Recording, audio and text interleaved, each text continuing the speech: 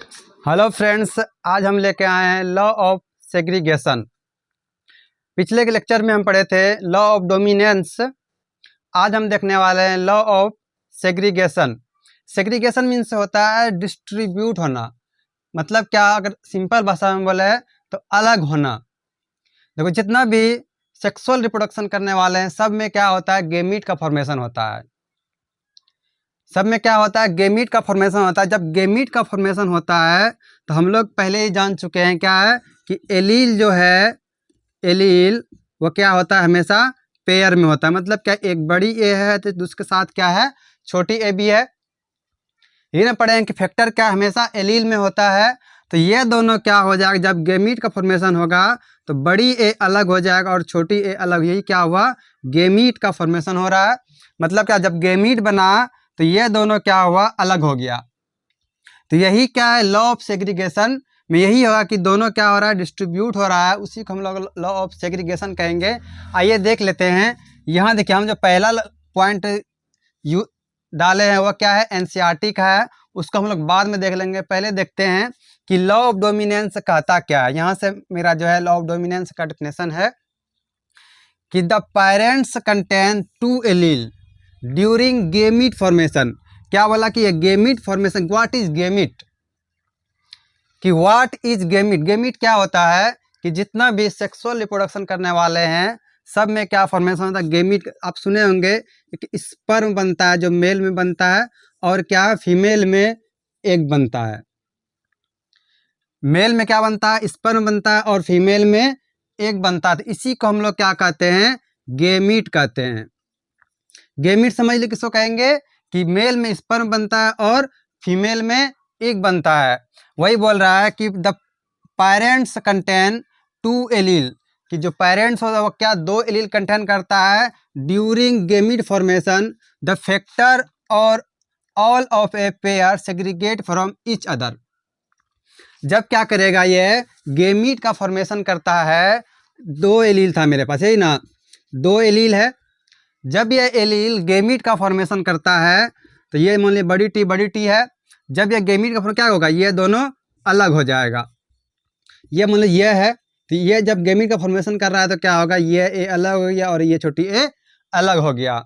वही जब ये फ्यूजन करेगा तो क्या होगा, सिर्फ और सिर्फ एक ही जाएगा, किसी के साथ ये एक ही फ्यूज करेगा।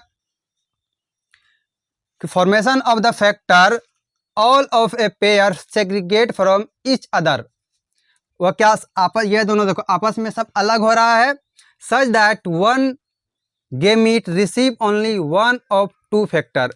मतलब क्या, ये जो दो फैक्टर था हमारे पास, तो क्या हो रहा, सिर्फ एक ही फैक्टर अलग होके ना आ रहा है।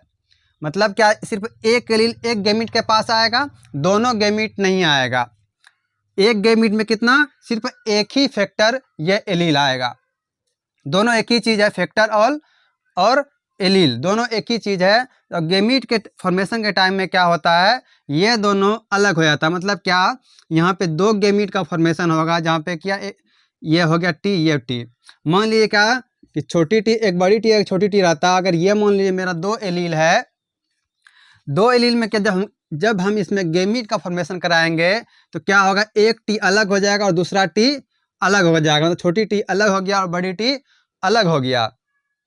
तो यही क्या बना, गेमीट बना। और गेमीट में देखो कभी भी पेयर में आ रहा है, ये कभी भी पेयर में नहीं है। ये सब अलग, एक एक अलग हो जाएगा। वही बोल रहा है कि the parents contain two allele. क्या कर रहा था कि दो एलील कंटेन कर रहा था। एक पेरेंट के पास कितना एलील था, दो एलील। जब भी होगा हमेशा पेयर में होगा। तो ये मेरा क्या है, दो एलील है। अब क्या बोल रहा है कि ड्यूरिंग गेमीट फॉर्मेशन, जब हम गेमीट का फॉर्मेशन कराते हैं, ऑल ऑफ ए पेयर, पूरे पेयर में क्या, सेग्रीगेट फ्रॉम ईच अदर। अब क्या हो रहा है, यहाँ पे सेग्रीगेट हो रहा है। अब क्या होगा इसमें कि ये दोनों भाई सेग्रीगेट करा दिए सेग्रीगेट। अब ये क्या बन गया, गेमीट फॉर्म हो गया। इसी प्रोसेस को बहुत सारा किताब लिखता है, गेमीटोजेनेसिस। और जेनेसिस मीन्स क्या होता है, फॉर्मेशन होता है। मतलब क्या हुआ कि यहाँ पे क्या हुआ, गेमीट का फॉर्मेशन हो गया। देखिए एक चीज़ और यहाँ पे आया है कि हम बोले थे कि ये जो है एग्जाम के व्यू से बहुत ज़्यादा इंपॉर्टेंट, क्योंकि एनसीईआरटी का लाइन है। ये क्या कहता है, this is based on that fact that allele do not show blending। एक वर्ड आया ब्लेंडिंग। जब मेंडल का थ्योरी नहीं आया था, मेंडल जब उसका थ्योरी एक्सेप्ट नहीं किया गया था, उस समय क्या ब्लेंडिंग वर्ड जो है ये बहुत बड़ा वर्ड था। पहले के ज़माने में क्या मानना था कि ये ब्लेंडिंग का मतलब होता है कि दो ठो को आपस में मिक्स कर देना। मतलब क्या कि माता पिता का दोनों का कैरेक्टर बना के जो प्रोजेनी आया उन्हीं दोनों का कैरेक्टर आएगा। लेकिन यहाँ क्या कर रहा है, do not show blending. Blending और आज सिंपल तरीके से समझने के लिए हम मान लेते हैं दो कलर लेंगे, एक रेड ले लिए, एक क्या ब्लू लिए। इन दोनों के बीच जब हम क्रॉस कराएंगे तो क्या आएगा, जो भी आएगा मेरा कलर वही क्या हुआ, ब्लेंडिंग।